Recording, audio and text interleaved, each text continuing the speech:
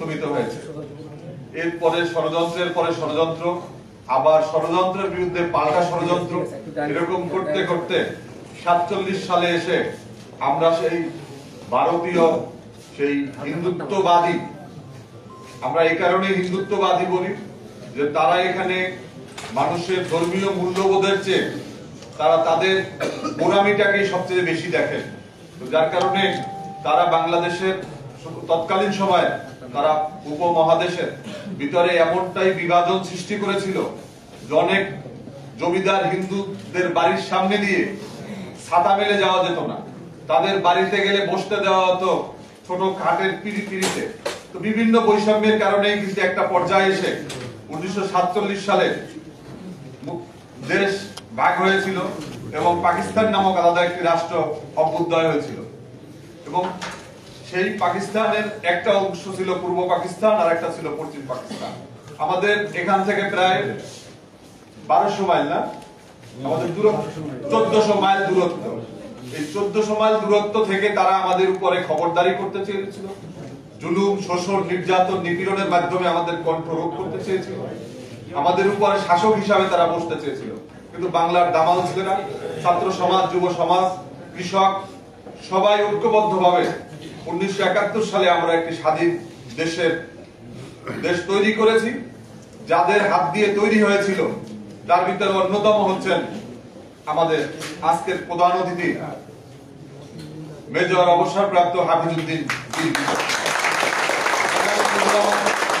আজকে এখানে অনেকেই বলেছেন যে বিএনপিতে মুক্তিযোদ্ধা আছে।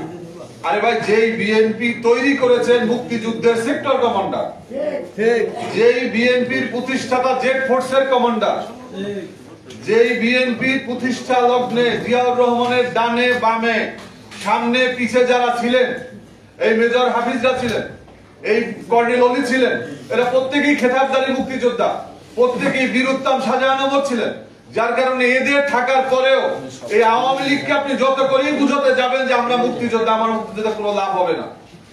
এখানে এক বক্তা বলেছেন যে বেগম খালেদা জিয়া যদি মারা যায় তারপর মামলা করবে। আরে ভাই, মারা যাওয়ার পরে কিসের মামলা করবে? বেগম খালেদা জিয়াকে আমরা জীবিত দেখতে চাই, বাংলাদেশের দেশের মানুষের আগামী দিনের ভবিষ্যৎ হচ্ছে বেগম খালেদা জিয়া। এই জিয়া পরিবার হচ্ছে আমাদের বাংলাদেশের স্বাধীনতা সার্বভৌমত্বের প্রতীক। বেগম খালেদা জিয়ার মুক্তির জন্য রাজপথে অগ্নিমশাল হিসেবে প্রত্যেককে আমরা রাজপথে দেখতে চাই। আজকে ফেলানী হত্যা দিবস। বাংলাদেশে প্রতিদিন গুম হচ্ছে, প্রতিদিন খুন হচ্ছে, অপহরণ, নির্যাতন, নিপীড়ন, ধর্ষণ প্রতিনিয়ত হচ্ছে, কিন্তু ফেলানীকেও হত্যা করা হয়েছিল। এই সমস্ত হত্যাকাণ্ড, খুন, গুম আর ফেলানীর হত্যা আমাদের কাছে, লেবার পার্টির কাছে এক বিষয় নয়। এই কারণে যেটা হচ্ছে আমাদের সার্বভৌমত্ব বিনষ্টের একটি প্রতীক, আগ্রাসনের প্রতীক হচ্ছে ফেলানী। এই ফেলানীর হত্যার মধ্য দিয়ে শুধুমাত্র বাংলাদেশ, ভারত নয়, বিশ্বের কোন দেশের সীমান্তে এরকম তার পার্শ্ববর্তী দেশের নাগরিককে হত্যা করে কাঁটাতারে ঝুলিয়ে রাখার কোন দৃষ্টান্ত বিশ্বে এখন পর্যন্ত সৃষ্টি হয়নি, যা 2011 সালে সৃষ্টি হয়েছে। সংগ্রামী বন্ধুরা আমার, 2011 সালের ফেলানীর হত্যার পর থেকে আজকে 2021 সালের ডিসেম্বর মাস পর্যন্ত এ পর্যন্ত প্রায় 1460 জন বাংলাদেশিকে হত্যা করা হয়েছে। এই শেখ হাসিনার আমলে 11 সাল থেকে 2021 10 বছরে। সংগ্রামী বন্ধুরা আমার, আপনারা জানেন যে গত আজকে থেকে প্রায় 58 দিন আগে এই লালমনিরহাট সীমান্তে 2 জন বাংলাদেশিকে ধরে নিয়ে গিয়ে হত্যা করেছে এই বিএসএফ, যাদের লাশ আজকে দিন পর্যন্ত ফেরত দেওয়া হয়নি। এবং আমাদের বাংলাদেশের নববর্ষ যেদিন আমরা উৎসব উদযাপন করেছি, সারা বাংলাদেশে পটকাবাজি করেছি, সেদিনও বাংলাদেশের একজন নাগরিক সিলেট সীমান্তে এই বিএসএফ হত্যা করেছে। আজকে বাংলাদেশের সীমান্তে আমাদের প্রতিবেশী হচ্ছে ভারত।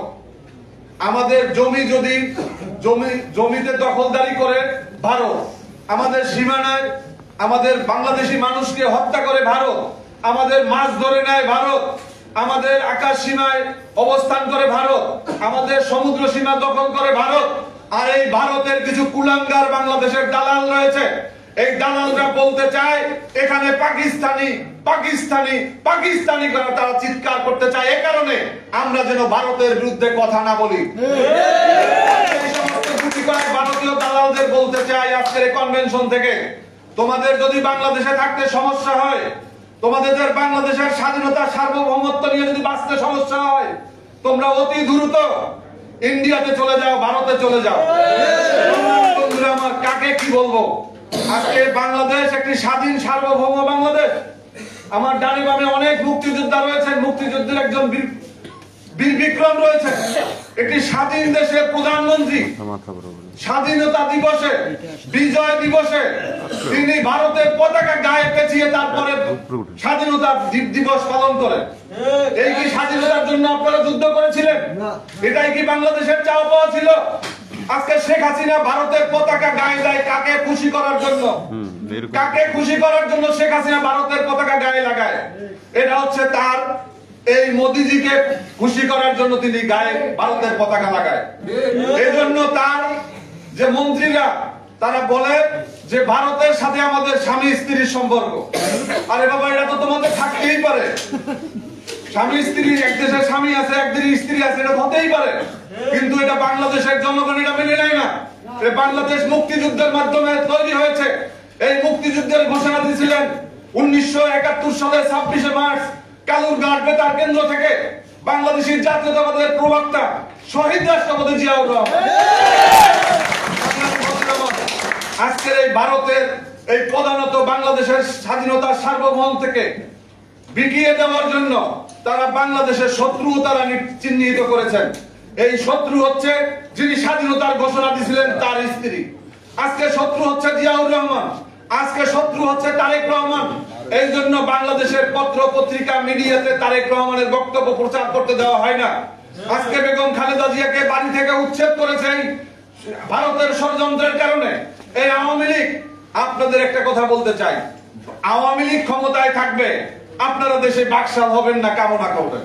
আপনারা গণতন্ত্র চর্চার কথা বলবেন, আপনারা বলবেন সংবাদপত্রের স্বাধীনতার কথা।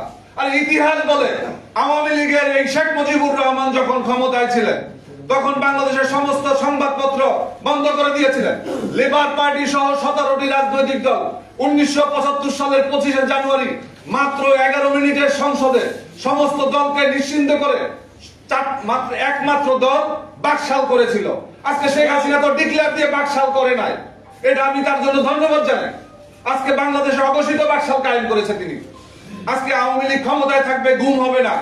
আজকে ইলিয়াস আলী, আজকে চৌধুরী আলম, এমপি হিরু, আজকে একজন সেনাবাহিনীর একজন কর্মকর্তা, একজন ব্রিগেডিয়ার আজমিকে পর্যন্ত তারা গুম করেছে। শত শত মানুষ গুম হয়েছে, হাজার হাজার মানুষ খুন হয়েছে, লক্ষ লক্ষ মামলা হয়েছে, প্রায় কোটি পর্যন্ত আজকে আসামি হয়েছে। এই দল হচ্ছে, এই জোট হচ্ছে বিএনপি এবং এই জোট হচ্ছে 20 দলীয় জোট। আমরা নির্বাচনের এক সপ্তাহ আগে কিন্তু আমরা জোটে যাই না বিএনপির সাথে। 2007 সাল থেকে বেগম খালেদা জিয়ার সাথে লড়াই সংগ্রামের মধ্য দিয়ে আজকে যুগের পরে প্রায় আরেক যুগ আমরা ছুঁইতেছি। আজকে আন্দোলনের সংগ্রামের মধ্য দিয়ে আমরা পরীক্ষায় উত্তীর্ণ 20 দলীয় জোট। আমি আজকের এই সভা থেকে বলবো, এই ভারতীয় আধিপত্যবাদী শক্তির আজকে তাদের ক্রিয়ানক হিসাবে আজকে আওয়ামী লীগ আমাদের জোটের ভিতরে বিভিন্ন ধরনের ফিতনা ফাসাদ, বিভিন্ন ধরনের তহমত দিয়ে বিভিন্ন ধরনের কথা বলে আমাদের জোটের শরিক দলের মধ্যে বিভক্তির চেষ্টা করতেছে। সেখান থেকে আমাদেরকে সজাগ থাকতে হবে। এগুলো হচ্ছে ভারতীয় ষড়যন্ত্র। আমাদের ঐক্যকে অক্ষুণ্ণ রাখতে হবে। সংগ্রামী বন্ধুরা আমার, আমি আর অল্প কথা দুই একটি কথা বলে শেষ করব। আপনারা জানেন যে গত কয়েকদিন আগে, প্রায় মাস হলো, আমাদের তথ্য প্রতিমন্ত্রী মুরাদ, যিনি অনেক ঘটনার জন্ম দিয়েছেন, তিনি ইসলাম এবং মুসলমানদেরকে নিয়ে কথা বলার কারণে তাকে শেখ হাসিনা ছ্যাক করেছে। এটা অন্তত আমি বিশ্বাস করি না। শেখ হাসিনার উদ্দেশ্য হচ্ছে ইসলাম ধর্ম, রাষ্ট্র ধর্ম ইসলাম বাতিল করা, সংবিধান থেকে বিসমিল্লাহ মুছে দেওয়া। বাংলাদেশ, আপনারা জানেন যে শেখ মুজিবুর রহমান ক্ষমতায় থাকালীন সময়ে এই আমাদের যে পাশে ঢাকা বিশ্ববিদ্যালয়ের সলিমুল্লাহ মুসলিম হল থেকে মুসলিম শব্দ তারা মুছে দিয়েছে। কবি নজরুল ইসলাম কলেজ থেকে ইসলাম সরিয়ে দিয়েছে এবং বিশ্ববিদ্যালয়ে লেখা ছিল ইকরা বিসমি রাব্বিকাল্লাযী খলাক, এই ইকরা শব্দকে তারা বাদ দিয়েছে। তারা ইসলামকে তারা পছন্দ করে না, যার কারণে মুরাদ রাষ্ট্রধর্ম বাতিলের জন্য কথা বলে, বিসমিল্লাহ বাতিলের কথা বলে, এর জন্য তাকে বাদ দেওয়া হয় না। তাকে বাদ দেওয়া হয়েছে এ কারণে যে তিনি এই এক সময় ছাত্রদল করত। এই কথা বিএনপির মহাসচিব বলার পরে শেখ হাসিনা এইটাকে সামনে নিয়ে কিন্তু তাকে বাদ দিয়েছে। এবং আপনারা দেখেছেন এত অপকর্মের পরে এই মুরাদ না শুধু, এটা একটা সিগন্যাল। এই কারণেই বলবো যে আজকে এই মুরাদের মতো যারা মন্ত্রী আছেন, এমপি আছেন, আওয়ামী লীগের যে সমস্ত নেতারা আছেন, যারা লুটপাট করে সোনার বাংলাকে শ্মশানে পরিণত করেছেন, তারা কিন্তু বিদেশে গিয়ে ঠাঁই পাবেন না। বিদেশে গিয়ে বাংলাদেশ থেকে কানাডা যেতে চেয়েছেন, কানাডা থেকে ফেরত আসতে হয়েছে।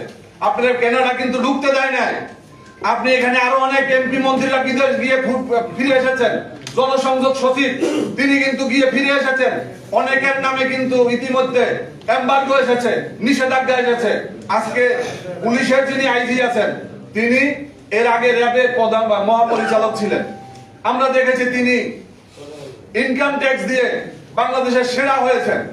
আজকে পুলিশের যে প্রধানের পদ, এটা কি একটি লাভজনক একটি পদ, যা দিয়ে আজকে মনে হয় যে এফবিসিসিআই এর সভাপতি সে?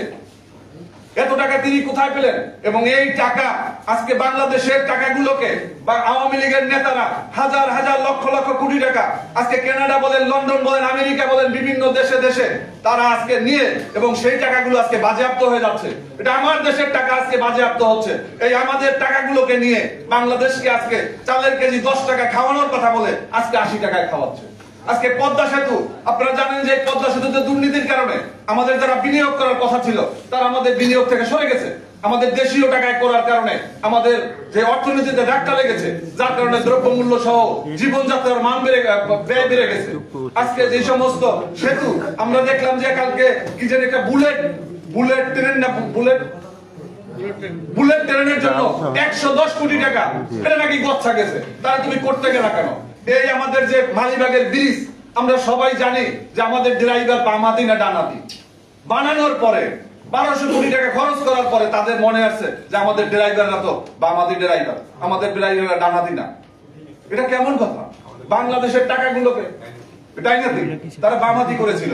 তো যার কারণে আমাদের আজকে বাংলাদেশের এরকম অর্থ সম্পদকে তারা পাচার করে বাংলাদেশকে একটি তলাবিহীন ঝুড়িতে পরিণত করেছে।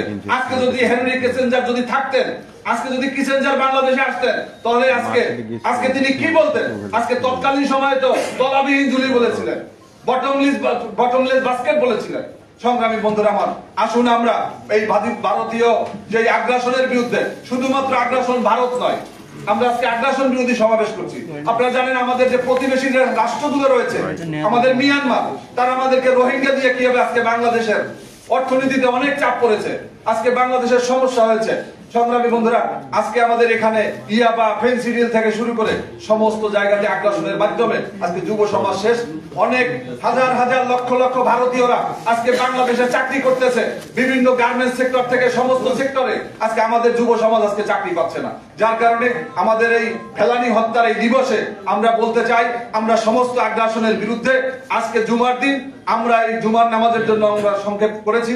সংগ্রামী বন্ধুরা, আজকে আমাদের অনুষ্ঠান এখানেই, আমাদের প্রধান অতিথি বক্তব্য রাখবেন। আপনারা ধৈর্য সহকারে থাকার জন্য আমি আবারও ধন্যবাদ জানাই। বাংলাদেশ জিন্দাবাদ, বাংলাদেশ লেবার পার্টি জিন্দাবাদ। আমি বলে দিই,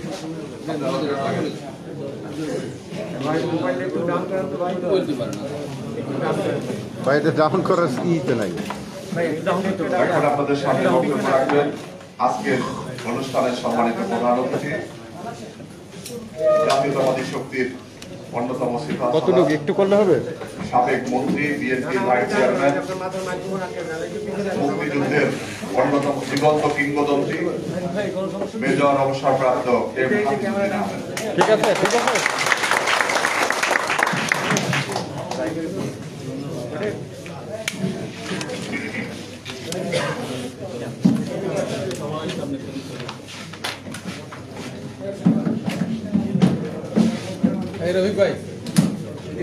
আপনার মাথাটা কিন্তু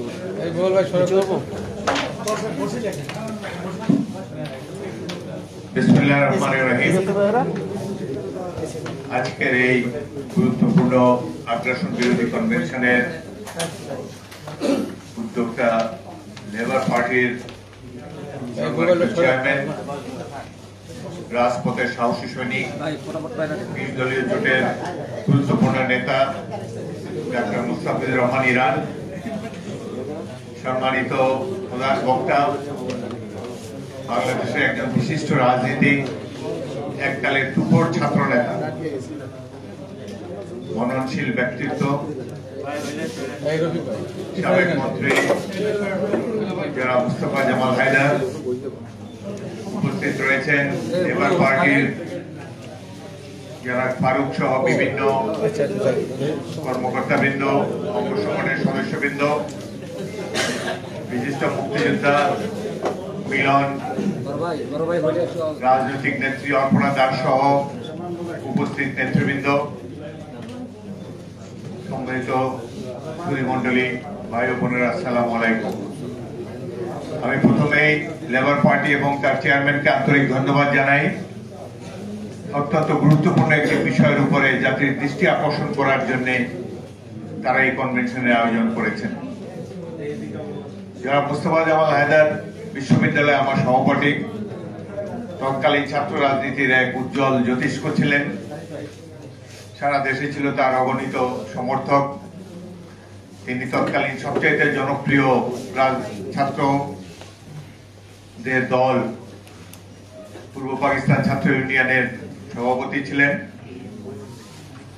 তিনি সঠিকভাবে বলেছেন এই ধরনের একটি গুরুত্বপূর্ণ বিষয়ের উপরে রাজনৈতিক দলগুলোর যে ধরনের উদ্যোগ, রিয়াকশন থাকা উচিত ছিল সেটি দেখা যাচ্ছে না। যে কোনো দেশপ্রেমিকের মনেই এই প্রশ্ন আসতে পারে, আমাদের স্বাধীনতার সার্বভৌমত্বকে যারা পদদলিত করে তাদের বিরুদ্ধে বলিষ্ঠ কণ্ঠস্বর নেই কেন আমাদের? এই জন্যই তো আমরা আজকে গণতন্ত্র নাই, এই জন্যই তো বাইরের বিশ্বে আমাদের কোনো সম্মান নাই। একের পর এক পরাশক্তি সমূহ আমাদের দেশের এই লুটেরা, দুর্নীতিবাজ, অত্যাচারীদের বিরুদ্ধে আজকে স্যাংশন দিতে হচ্ছে। সুতরাং এই ধরনের একটি গুরুত্বপূর্ণ বিষয়ের আয়োজন করার জন্য, সমাবেশে আয়োজন করার জন্য আমি লেবার পার্টি এবং তার চেয়ারম্যানকে আন্তরিক ধন্যবাদ জানাই। প্রথমে যিনি এই বিষয়ে একটি লিখিত বক্তব্য পাঠ করেছেন, অ্যাডভোকেট জুই, তিনি বিশদভাবে আমাদের দুই দেশের মধ্যে যে সকল সুসম্পর্কের অন্তরায় রয়েছে সে সম্পর্কে আলোকপাত করেছেন। প্রতিটি ক্ষেত্রে যেন মনে হয় যে বাংলাদেশ যেন একটি করদ রাষ্ট্র, প্রতিবেশী রাষ্ট্রের করদ রাষ্ট্র হিসাবে চিহ্নিত করার মতো উপাদান রয়েছে এখানে। অথচ 1971-এর মহান মুক্তিযুদ্ধে আমরা লক্ষ্য করেছি বাঙালি অত্যন্ত সাহসী জাতি, স্বাধীন চেতা জাতি, বীর বিক্রমে যুদ্ধ করে আমরা এই দেশটির স্বাধীনতা অর্জন করেছি। দুঃখের বিষয়ে স্বাধীনতার অব্যবহিত পর থেকেই বাংলাদেশের ইতিহাসকে কলঙ্কিত করা হয়েছে, ইতিহাসকে বদলে ফেলা হয়েছে এবং একটি কল্পিত ইতিহাস জনগণের কাছে, বিশেষ করে কোমলমতি শিশুদের সামনে উপস্থাপন করা হচ্ছে।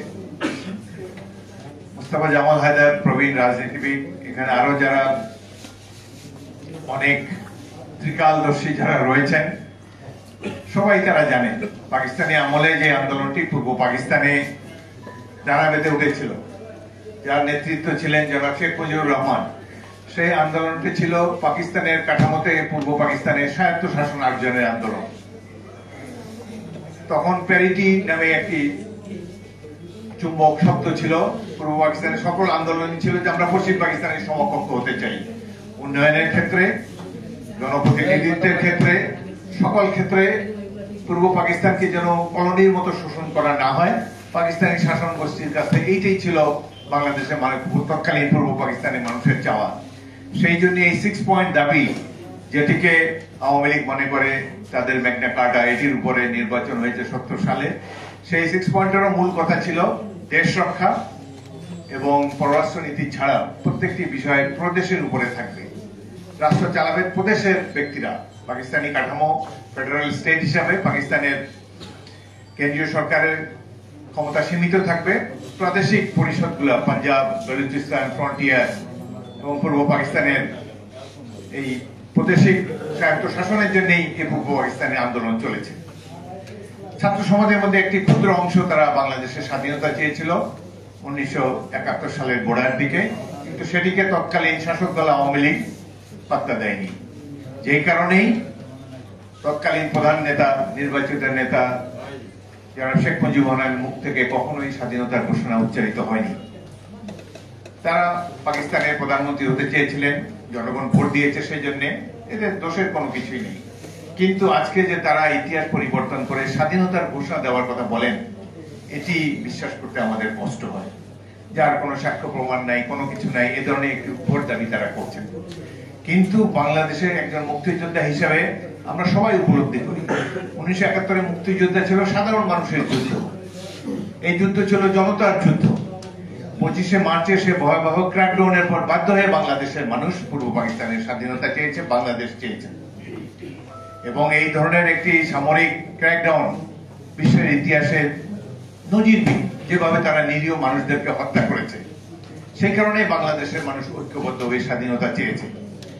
একটা সিনারিও কল্পনা করে দেখেন, এই বড় বড় পাকিস্তানি বাহিনী ট্যাঙ্ক, মেশিন গান, মর্টার ইত্যাদি নিয়ে নিরস্ত্র মানুষের উপর হামলা করেছে। রাজনৈতিক নেতারা, ছাত্রদল, ছাত্রলীগ, সব লীগ পালিয়ে ভারতে চলে গিয়েছে। সুতরাং এই দেশে কবরের শান্তি তখন বিরাজমান ছিল, কারো পক্ষে কোন রকম প্রতিবাদ করা সম্ভব হয়নি। এই সময়ে বাংলাদেশের স্বাধীনতার পক্ষে এবং পাকিস্তানিদের প্রতিরোধ করার পক্ষে যারা মাঠে নামেন এবং যারা মুক্তিযুদ্ধ সংগঠিত করেন, তারাও ইস্ট বেঙ্গল রেজিমেন্টের এবং ইপিআর এর সৈনিকেরা, যার নেতৃত্ব দিয়েছিলেন তৎকালীন মেজর জিয়াউর রহমান। মেজর জিয়ার স্বাধীনতা ঘোষণা জনগণকে উদ্দীপ্ত করেছিল এবং সাধারণ ছাত্র, যুবক তারা মনে করেছে না, সবকিছু শেষ হয়ে যায়নি, আমাদেরকে তারা স্তব্ধ করে দিতে পারেনি। এখনো বাংলাদেশের সাহসী সন্তানেরা রয়েছে যারা এই বর্বর বাহিনীকে প্রতিরোধ করতে সক্ষম। এবং এই কারণে আমরা 5টি ক্যান্টনমেন্টে বিদ্রোহ করার পর হাজার হাজার ছাত্র যুবকের দল ঘর বাড়ি ছেড়ে এসে আমাদের কাছে এসে বলেছে, অস্ত্র দেন, ট্রেনিং দেন, আমরা যুদ্ধ করব দেশের স্বাধীনতার জন্য। এই হলো বাংলাদেশ স্বাধীনতা যুদ্ধের মূল কথা। এটিকে সম্পূর্ণরূপে ইতিহাসের আড়ালে রেখে যারা প্রমাণ করতে চান যে কয়েকটি বক্তৃতার ফলেই দেশ স্বাধীন হয়ে গিয়েছে, এটি জনগণের কাছে মোটেই বিশ্বাসযোগ্য নয়। জনগণের সংগ্রামকে যদি আমরা সম্মান করতে না শিখি, তাহলে পরবর্তী প্রজন্ম কি দেখবে? এটি তো সাধারণ মানুষের যুদ্ধ ছিল, নেতৃত্ব দিয়েছে আমাদের মতো সৈনিকেরা, কিন্তু হাজার হাজার লক্ষ যুবক তারা দেশমাতৃকার ডাকে উদ্বুদ্ধ হয়ে মা বোনের ইজ্জত রক্ষার জন্য লড়াই করেছে। এটি হলো স্বাধীনতা যুদ্ধের গৌরবময় এক অধ্যায়। এবং এখানে আওয়ামী লীগের তেমন অংশগ্রহণ তো আমার চোখে পড়ে না। নির্বাচন পর্যন্ত একটি পর্যায়ে ছিল, ভাষা আন্দোলন, 69 গণ অভ্যুত্থান, যেখানে যারা মোস্তফা জামাল হায়দার গুরুত্বপূর্ণ ভূমিকা পালন করেছেন, তারপরে 71-এর 70-এর সেই নির্বাচন, প্রত্যেকটি ক্ষেত্রেই পূর্ব পাকিস্তানিরা, আমরা যে আলাদা জাতি, আমরা যে অর্থনৈতিকভাবে পর্যুদস্ত, আমাদেরকে যে কলোনাইজ করা হয়েছে, সেই প্রতিবাদ করার জন্য আমরা বিভিন্ন আন্দোলন সংগ্রামে পাকিস্তানি শাসক গোষ্ঠীর বিরুদ্ধে সংগ্রাম করেছি। কিন্তু স্বাধীনতা সংগ্রাম এটি 26শে মার্চে চূড়ান্ত সশস্ত্র সংগ্রামের রূপ নেয়। সেখানে সাধারণ মানুষই অংশগ্রহণ করেছে, নাম না জানা অসংখ্য বীরের দেখা আমরা পেয়েছি। কিন্তু ইতিহাসের এই যে বাঙালি যে সাহসী যোদ্ধার জাতি, এটির উপমান পাওয়া যায় না। প্রতিবেশী রাষ্ট্র জনগণের মধ্যে একটি ধারণা ছড়িয়ে দিতে চায় যে 71-এর যুদ্ধ ছিল পাকিস্তান ভারতের যুদ্ধ। তারা যুদ্ধ করেছে 10 দিন, আমরা যুদ্ধ করেছি 8 মাস 20 দিন। এই যুদ্ধ শুরু করেছে বাঙালিরা, স্বাধীনতার যুদ্ধ ছিল এটি।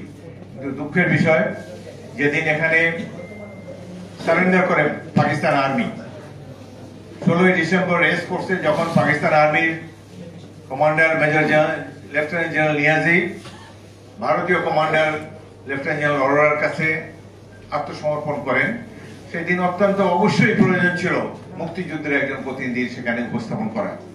সেখানে 2টি চেয়ার ছিল, অবশ্যই সেখানে আরেকটি চেয়ার থাকা উচিত ছিল। আমাদের প্রতিনিধি গ্রুপ ক্যাপ্টেন খন্দকারকে সম্মানের সাথে সেখানে বসতে দেওয়া উচিত ছিল। কিন্তু তারা মনে করে যে এটি তাদের যুদ্ধ, এত সহজে কি পরাজিত করা যেত পাকিস্তান আর্মিকে যদি এই কোটি কোটি মানুষ এই স্বাধীনতা যুদ্ধে অংশগ্রহণ না করত। সুতরাং প্রথম দিন থেকেই 16ই ডিসেম্বর এবং তার পরবর্তী দিন থেকেই তারা মুক্তিযুদ্ধকেও তারা কুক্ষিগত করার চেষ্টা করেছে, বাংলাদেশের স্বাধীনতা সার্বভৌমত্ব কুক্ষিগত করার চেষ্টা করেছে। আমরা যে একটি স্বাধীন জাতি, সমমর্যাদার জাতি, এই সম্মান তারা প্রায়শ দেখায় না। ৭২-এ জনাব তাজউদ্দিন কলকাতা থেকে যখন ঢাকায় আসেন ট্রেনে করে, বিমানবন্দরে তাকে সি অফ করতে গিয়েছেন তৎকালীন ইন্দিরা গান্ধীর প্রধান উপদেষ্টা ডিপি ধর। ডিপি ধর প্লেনে ওঠার আগে তাজউদ্দিন সাহেবের সাথে হাত মিলিয়ে বলেছেন সি ইউ, দেখা হবে। তাজউদ্দিন সাহেব বলেছেন ওকে see you as equals. Tajuddin Saheb মহান নেতা ছিলেন, মুক্তিযুদ্ধে নেতৃত্ব দিয়েছেন, তাকে মানি আমরা। তিনি এই যে ভারতীয়দের দাদাগিরিতে অতিষ্ঠ হয়েছিলেন, সেই কারণে বলেছেন আমরা সমমর্যাদার ভিত্তিতে একে অন্যের সাথে মিলিত হব। কিন্তু স্বাধীনতার অব্যবহিত পর থেকেই তারা এই লিখিত বক্তব্যে বারংবার বলা হয়েছে কিভাবে আমাদের সম্পদ তারা পাচার করেছে, কিভাবে নদীর পানি তারা আটকে রেখে বাংলাদেশের বিস্তীর্ণ অঞ্চলকে মরুভূমিতে পরিণত করেছে। আমি পানি সম্পদ মন্ত্রী ছিলাম, অনেক বৈঠক তাদের সাথে করেছি, তাদের এই আগ্রাসী তৎপরতার সাথে আমি সম্যকভাবে পরিচিত। একটি ক্ষুদ্র উদাহরণ দেই। আপনারা জানেন যে ভারত এবং বাংলাদেশের মধ্যে সীমান্ত নদীগুলো রয়েছে, নদীর মধ্যস্রোত সীমান্ত, যেখানে বাংলাদেশে প্রবেশ করে প্রায় দীর্ঘ পথ পরিক্রমার পর ৫৪টি নদী যখন বাংলাদেশে ঢোকে, ভারতের শেষ সীমান্তে এসে তারা কয়েকটি স্পার নির্মাণ করে। এই বিশাল জলরাশি স্পারে আঘাত করে যখন বাংলাদেশের উপরে ভূখণ্ডে আঘাত হানে, তখন বাংলাদেশের ভূখণ্ড ভেঙে যায়। তারা পরিকল্পিতভাবে আমাদের এই ভূখণ্ড ভেঙে দিচ্ছে। যখন এই নদীটি ভেঙার পর আমরা যেটি যখন রিপেয়ার করতে যাই, তখন ওই পার থেকে বিএসএফ গুলি করে। তার ফলে আমরা নদীর পার রিপেয়ার করতে পারি না এবং নদী ধীরে ধীরে বাংলাদেশের ভিতরে ঢুকে যায়। মধ্যস্রোত যেহেতু সীমান্ত, সেই হেতু আমরা ভূমি হারাচ্ছি। এইভাবে পরিকল্পিতভাবে আমাদের ভূমি হ্রাস করা হয়েছে। আমি পানি সম্পদ মন্ত্রী হিসাবে তাদেরকে বলেছি এই তৎপরতা বন্ধ করার জন্য। শুধু তাই নয়, আমি ইপিআর এর জেনারেল সাকিব, যিনি নিহত হয়েছেন সেই ইপিআর কার্নেজে, তাকে আমার অফিসে ডেকে বলেছি যে তারা আমাদের নদীর পার রিপেয়ার করতে দেয় না, তুমিও তাদেরকে যখন তাদের নদীর পার ভাঙবে কোন রকম রিপেয়ার করতে দেবে না। ইপিআরও তখন সাথে সাথে গুলি চালিয়েছে। এই যে প্রতিরোধের ফলে তারা বাধ্য হয়েছে বাংলাদেশের সাথে মিটিং করার জন্য। আমরা যৌথ নদী কমিশনের মিটিং ডাকলে তারা আসতে চাইতো না, কিন্তু যখন দেখেছে তাদের ওখানে ঈশানমতি নদী সাতক্ষীরার উল্টো দিকে, সেখানে ন্যাচারাল কারণে জলবদ্ধতা সৃষ্টি হয়েছে এবং ঈশানমতি নদীর পানি গিয়ে ভারতীয় ভূখণ্ডে আঘাত করছে, তখন উত্তর পশ্চিম পরগনার তাদেরও নদীর পার ভাঙা শুরু হয়েছে। তখন সেই জায়গায় জনপ্রতিনিধিরা তারা উদ্বিগ্ন হয়, তারা তখন মিটিং করার জন্য অস্থির হয়, তারা বাংলাদেশের যৌথ নদী কমিশনে মিটিং করেন। আমাকে ভারতীয় মন্ত্রী সাইফুদ্দিন সৌজ, কাশ্মীরের অধিবাসী, এই এত বড় নদী টদী দেখারও তার অভিজ্ঞতা নাই, তিনি বললেন যে আমরা সীমান্ত নদীগুলো একটু ঘুরে দেখবো। চলেন, ঠিক আছে, মোস্ট ওয়েলকাম। এটা তো আমাদেরই দাবি ছিল। বিভিন্ন সীমান্ত ভারতে গেলাম, সেখানে বিভিন্ন অঞ্চল দিয়ে আমরা সীমান্ত নদীগুলো পর্যবেক্ষণ করি। এই যে ফেনী নদীর কথা এসেছে, ফেনী নদীর ওই পারে বেলুনিয়া, সেখানে পানির অভাবে তাদের কিছুটা কষ্ট হয়, কিন্তু ওই ফেনী নদীর পানি তারা জোর করে বিভিন্ন জায়গায় পাম্প বসিয়ে নিয়ে যায়, কিন্তু বেলুনিয়া পর্যন্ত তারা নিতে পারে না। যে অংশটা দিয়ে তারা পানি নিয়ে বেলুনিয়া শহরে পানি দিতে চায়, সেই জায়গায় চিকন নদী, এইবারে বিডিআর বাধা দেয়, যার ফলে তারা পাম্প দিয়ে পানি তুলতে পারে না। আমি যেদিন বেলুনিয়াতে গেলাম, অবাক কাণ্ড দেখি 20,000 লোক রাস্তার দুই পাশে দাঁড়িয়ে আছে, স্লোগান দিচ্ছে। এটা তো ভারতীয় মন্ত্রী আমাকে বলে যে এক্সেলেন্সি, আপনি একটু কষ্ট করে যদি এখানে নামেন, তারা কি বলতে চায় শোনেন। আমি দেখলাম 20,000 লোক দাঁড়িয়ে আছে রাস্তার পাশে, বাংলা ভাষী। আমি নামলাম, তারা সবাই বলে দাদা আমরা তো বাংলাদেশের লোক, আমার বাড়ি ব্রাহ্মণবাড়ি, আমার বাড়ি কুমিল্লা, নানা কথা বলতেছে। যে বলেন কি করতে পারি আমরা? বলে যে পানির অভাবে বেলুনিয়াতে আমাদের খুব অসুবিধা হচ্ছে, একটু ফেনী নদীর পানি দেন।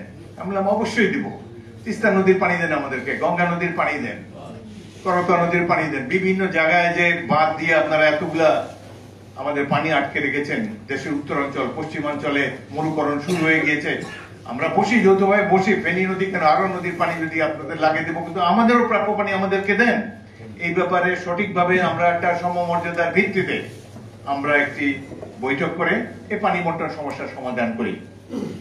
তো এত কিছু বলার পরে আমি বললাম ঠিক আছে আমরা গিয়ে দেখবো, মিটিং করে আমরা এই যে ভারতের মন্ত্রী এখানে আছেন, আমরা সব সমস্যাগুলার অভিন্ন নদীর পানি বন্টনের ক্ষেত্রে আমরা বস্তুনিষ্ঠভাবে বসে এই সমস্যার সমাধান করব।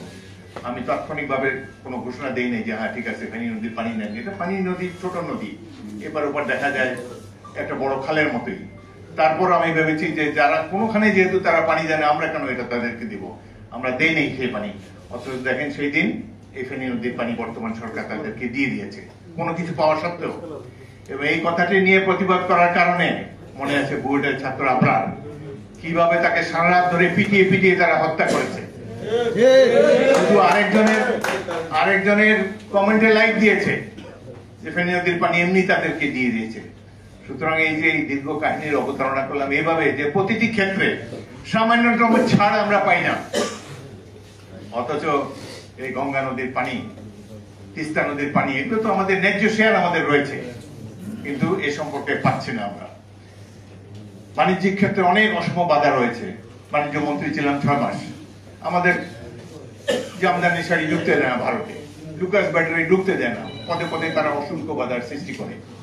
রিও ডি জেনিরোতে ভারতীয় মন্ত্রী কমলনাথের সাথে আমি বসেছি, বলেছি যে এইসব কি, আমরা দুই বন্ধুবোধক দেশ, স্বাধীনতার যুদ্ধে আমরা একসাথে রক্ত দিয়েছি, বাংলাদেশের প্রতি সমমর্যাদা সুলভ আচরণ করুন।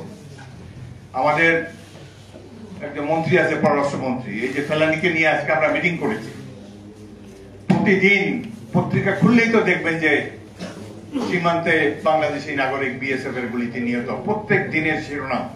কি করছে বাংলাদেশ সরকার? এর জবাব দিয়েছে বর্তমান পররাষ্ট্রমন্ত্রী।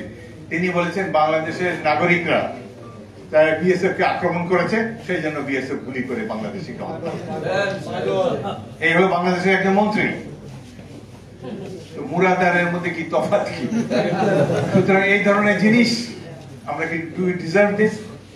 এই যে যুদ্ধ করে স্বাধীন হয়েছে, 36 সাল থেকে আমরা ভোট দিয়ে এসেছি, 1936 সাল থেকে আজকে ভোট কেন্দ্রে যেতে পারে না বাংলাদেশের মানুষ। আমি সাধারণ মানুষ, কিন্তু এলাকাবাসী আমার প্রতি খুবই সদয়, তারা 6 বার আমাকে নির্বাচিত করেছে জাতীয় সংসদে।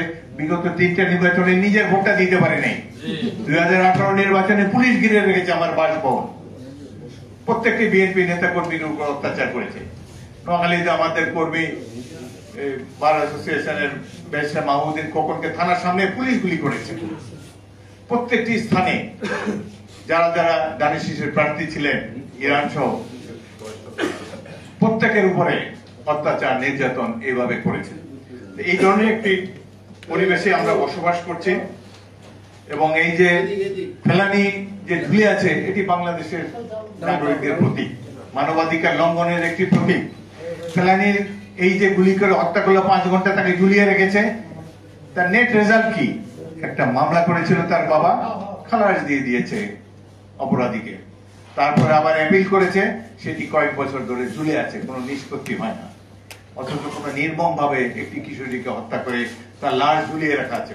এটি হলো বাংলাদেশের জনগণকে ভয় দেখানো, আমরা অত্যন্ত শক্তিমান দেশ, আমাদের দিকে যদি তুমি মুখ একটু ভ্রুকুটি করো তাহলে বিনিময়ে মেশিন গানে গুলি চলবে। আমরা কি বিধুর জাতি? যুদ্ধ করে স্বাধীন করেছে এই দেশ, এইভাবে দিন যাবে না। তাদের ইরান চেয়ারম্যান সাহেব অনেক দালালদের কথা বলেছে। ভারতে যান, কোন বাংলাদেশে পাকিস্তানি দালাল পাবেন না, পাকিস্তানে যান, কোন ভারতীয় দালাল পাবেন না। এক বাংলাদেশ এক দুর্ভাগা দেশ, অসংখ্য ভারতীয় দালালে ভর্তি হয়ে গিয়েছে। এখন আমরা এই অবস্থার অবসান চাই। বাংলাদেশের নাগরিকরা আমরা সমমর্যাদার ভিত্তিতে বাস করতে চাই। ভারত আমাদের শত্রু না, মুক্তিযুদ্ধে আমাদেরকে সাহায্য করেছে, উই অ্যাপ্রিশিয়েট দ্যাট। কিন্তু এই সাহায্য আমাদেরকে করেছে মানবতাবাদে উদ্বুদ্ধ হয়ে নয়, তারা সাহায্য করেছে চিরশত্রু পাকিস্তানকে দুর্বল করার জন্য। যাই হোক, আমরা সমমর্যাদার ভিত্তিতে বসবাস করতে চাই, ভারতের সাথে বন্ধুত্ব চাই। কিন্তু আপনাদের দেশে পচা কয়লা বিক্রি হয় না, এগুলো যে আমাদের দিয়ে আমাদের পরিবেশ কেন নষ্ট করবেন? রামপালে একটি বিদ্যুৎ কেন্দ্র দিয়ে। আজকের পত্রিকায় দেখেন, বিশ্বের মধ্যে সবচাইতে বায়ু দূষণ হলো বাংলাদেশে। আমাদের যে খারাপ বায়ু আর পৃথিবীতে কোথাও নাই। কেন? ওয়াই? পৃথিবীতে বহু জায়গায় এখন কয়লা ভিত্তিক বিদ্যুৎ কেন্দ্র বন্ধ করে দেওয়া হচ্ছে, আমরা নতুন করে এগুলো আবার চালু করতে যাচ্ছি। ভারতে এই বিদ্যুৎ কেন্দ্র করতে দেয়নি, রামপালের বিদ্যুৎ কেন্দ্র, কেন বাংলাদেশে আমরা কেন এটা অ্যাকসেপ্ট করলাম?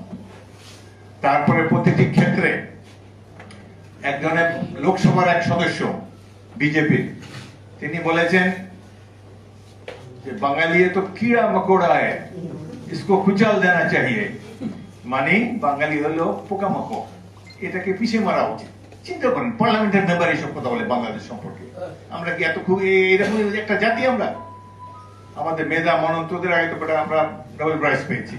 এই বর্তমান বিশ্বে স্বাধীন দেশে আমাদের দেশে অনেক অবদান রয়েছে বিশ্ব সভ্যতায়। বড় বড় বিজ্ঞানী এখান থেকে সৃষ্টি হয়েছে বাঙালিদের মধ্য থেকে অতীত দিনে। বর্তমানে আমরা একটা ভদ্র শান্ত রাষ্ট্র, নিজের অধিকার নিয়ে বাঁচতে চাই, দারিদ্র দূরীকরণ করতে চাই। বাংলাদেশের মুক্তিযুদ্ধ ছিল গণতন্ত্র প্রতিষ্ঠার যুদ্ধ।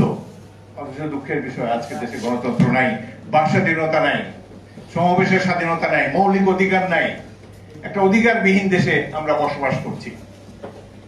আজকে আমেরিকা যুক্তরাষ্ট্রে কেন বাংলাদেশে এই প্রতিষ্ঠানগুলোর উপরে র্যাব দেওয়া হচ্ছে, এই স্যাংশন দেওয়া হচ্ছে? সর্বশেষ স্যাংশন কাকে দেওয়া হয়েছে? চিফ ইলেকশন কমিশনার হুদা সাহেবকে স্যাংশন দিয়ে দিয়েছে। এটাতে বিশ্বব্যাপী প্রমাণিত হলো যে নৈশ ভোটের কারিগর কারা, কারা দিনের ভোট রাতে করে, কারা জনগণের ভোটাধিকার হরণ করেছে। আজকে এই চিফ ইলেকশন কমিশনারের স্যাংশনের মাধ্যমে এটি প্রমাণিত হলো। বিশ্বের বুকে বাংলাদেশের ললাটে কলঙ্ক লেপন করে দেওয়া হয়েছে। আমরা তো এই ধরনের ক্ষুদ্র জাতি না, এই ধরনের অমানুষের জাতি না। সাধারণ মানুষকে গুম করে, দিনের পর দিন গুম করে, হত্যা করে, আর মানুষের ভোটাধিকার কেড়ে নিয়ে আজকে বলা হচ্ছে যে বাংলাদেশ একটা উন্নয়নের রোল মডেল। কিসের উন্নয়নের রোল মডেল?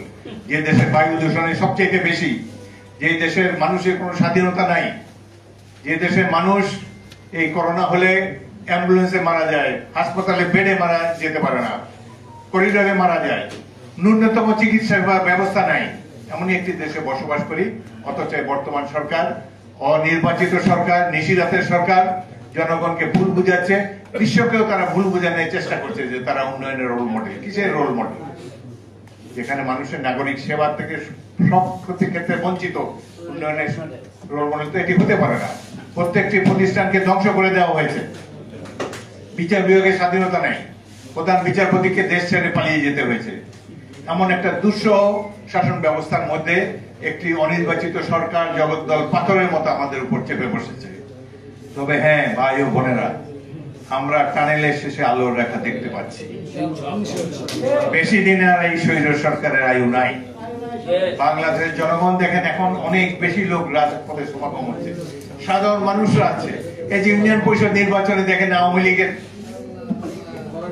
ভরাডুবি হয়েছে, নৌকার ভরাডুবি হয়েছে, স্বতন্ত্র এবং অন্য বিরোধী দলের প্রার্থীরাই অধিকাংশ ক্ষেত্রে বিজয়ী হয়েছে। এত রিগিং এর পর জোর করে আমার জেলায় যে 2-3টি নির্বাচন হয়েছে, কোথাও প্রতিদ্বন্দ্বিতা হয়নি, একজনই দাঁড়াতেই দেয়নি। 4 জন দাঁড়িয়েছিল আমার একটা ইউনিয়নে, 4 জনকে খুঁজে বের করে জোর করে ধরে তাদের কাছ থেকে উইথড্রয়াল লেটারে সই করে নিয়েছে।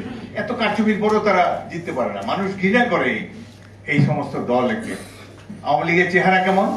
এক মুরাদ হাসানের মাধ্যমে আমরা দেখতে পেলাম। অসংখ্য মুরাদ হাসান এরকম আরো রয়েছে। মুরাদ হাসান হলো টিপ অফ আইসবার্গ। অধিকাংশ মুরাদা পানির নিচে আছে, এগুলো চেহারা এখন দেখা যাচ্ছে না। যখন সরকার পরিবর্তন হবে অনেক মুরাদ হাসানকে পাবেন তখন দেখতে। সেই দিন বেশি দূরে নয়, অপেক্ষা করুন। আগামী দিনে আর নিশিরাতের নির্বাচন তারা করতে পারবে না। যেহেতু বিশ্বের পরাশক্তির দৃষ্টি আকর্ষিত হচ্ছে, একের পর এক স্যাংশন যাচ্ছে, যদি এটি আমাদের জন্য অত্যন্ত লজ্জাস্কর। কেন আমাদের মতো ভদ্র সভ্য লোকের দেশে এই ধরনের স্যাংশন পাবে? কেমন করে এই ধরনের প্রতিষ্ঠান সমাজ দেহে বাস করে, যারা একের পর এক নাগরিকদেরকে গুম করে, হত্যা করে, নির্যাতন করে, ভোট দিতে দেয় না, ভোট কেন্দ্রে যেতে পারে না। এমন একটা দেশে আমরা বসবাস করি, আমাদের জন্য লজ্জাস্কর। যেহেতু আমরা কিছু করতে পারছি না, আন্তর্জাতিক সংস্থা, বিশ্বের পরাশক্তি ইউনাইটেড নেশনস, জাতিসংঘ হস্তক্ষেপ করতে যাচ্ছে আগামী দিনে। আরো অনেক স্যাংশন আগামী দিনে আসবে। সুতরাং এখন বাংলাদেশের জনগণের উচিত বিএনপির নেতৃত্বে এবং সকল জাতীয়তাবাদী শক্তির নেতৃত্বে রাজপথে নেমে এই সরকারকে বিদায় করা। ইনশাআল্লাহ সেই দিন বেশি দূরে নয়। জনগণের মধ্যে যে উৎসাহ উদ্দীপনা সাম্প্রতিককালে আমরা বিভিন্ন জেলায় মিটিং করেছি, সেখানে দেখতে পাচ্ছি জনগণের মধ্যে এক নবজাগরণের 1971 মুক্তিযুদ্ধের পূর্বে যে পরিস্থিতি ছিল, এখন ধীরে ধীরে সেই ধরনের পরিস্থিতি আমরা আগামী দিনে দেখতে পাচ্ছি। আজকে অত্যন্ত কষ্ট লাগে আমাদের নেত্রী বেগম খালেদা জিয়া বিনা চিকিৎসায় মৃত্যুর মুখে রয়েছে, জীবন মৃত্যুর সন্ধিক্ষণে তিনি রয়েছেন। পাকিস্তানিরা তাকে গ্রেফতার করেছিল, প্রথম নারী মুক্তিযোদ্ধা হিসাবে গ্রেফতার করে 8 মাস তাকে কারাগারে রেখেছে। আজকে স্বাধীন দেশে 50 বছর পর এখনো তিনি কারাগারে। কোথায় গেল মানবাধিকার? কি তার অপরাধ? সুতরাং এই ধরনের স্বৈর শাসকের দিন শেষ হয়ে আসছে। ওই যে কবির ভাষা বলে, দিনে দিনে বহু বাড়িয়াছে না দিতে হইবে ঋণ। আজকে ঋণ শোধের টাইম এসে গিয়েছে। আমি আবারও ধন্যবাদ জানাই মুস্তাফিজুর রহমান ইরান এবং লেবার পার্টিকে। ছোট দল হলো সাহসী দল, তারা জনগণের গুরুত্বপূর্ণ বিষয়ে অনেকগুলো প্রত্যেকটি জাতীয় গুরুত্বপূর্ণ সংবেদনশীল বিষয়ে তারা সমাবেশ করে জনগণকে সচেতন করার চেষ্টা করে। অন্যান্য বড় দলের এগুলো করা উচিত। আমরা জনগণকে ঐক্যবদ্ধ করতে হলে বাংলাদেশের সাধারণ মানুষের সকল অধিকারকে পুনরুদ্ধার করতে হবে। আমাদের জাতীয় সংগ্রাম, বিএনপি এবং 20 দলের সংগ্রাম, জনগণের ভোটাধিকার ফিরিয়ে দেওয়ার সংগ্রাম, বাংলাদেশকে প্রকৃত একটি স্বাধীন রাষ্ট্রে পরিণত করার সংগ্রাম। আমরা চাই না আর কোনো ফেলানি কাটাতে ধুলো, আর কোনো ফেলানি বা কোনো বাংলাদেশের নাগরিকের সীমান্তের মৃত্যু আমরা দেখতে চাই না। পাশে তো পাকিস্তানের সাথে তো তাদের দীর্ঘদিনের সংঘর্ষ চলছে, কই সেখানে তো সীমান্তে একটা লোক হত্যা হয় না। আমাদের কেন 1400 লোক 1500 লোক বছরে নিহত হবে? সুতরাং আমাদেরকে শক্তি অর্জন করতে হবে। আমাদের পাশের দেশ মিয়ানমার 6 কোটি লোকের দেশ, আমরা 18 কোটি লোকের দেশ, তারা আমাদের উপর একের পর এক বোঝা চালিয়ে যাচ্ছে। আমাদের দরকার বলিষ্ঠ নেতৃত্বের, জনগণকে ঐক্যবদ্ধ করে জাতীয়তাবাদী সরকার প্রতিষ্ঠা করে জনগণের মৌলিক অধিকার ফিরিয়ে দিয়ে আমরা এই ফেলানিদেরকে আগামী দিনে রক্ষা করবো, বাংলাদেশের স্বাধীনতা সার্বভৌমত্বকে অক্ষুণ্ণ রাখবো। এই হোক আমাদের অঙ্গীকার। আপনাদের সবাই